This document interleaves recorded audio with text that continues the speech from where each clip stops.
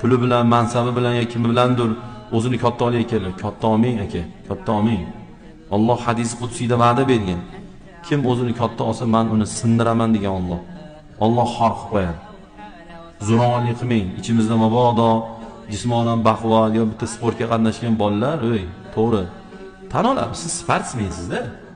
Xo'p, sportsmen bo'lganingiz bilan bitta duradgor qilgan ishni qila olmaysizmi? Chunki siz duradgor emassiz-da.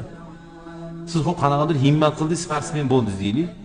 U aniq urib qo'yishingiz. Bu hozir men sizga yo'liqmagan bo'lsam, men siz bilan urushmagan bo'lsam, siz urib qo'yasiz, siz sportsmensiz-da.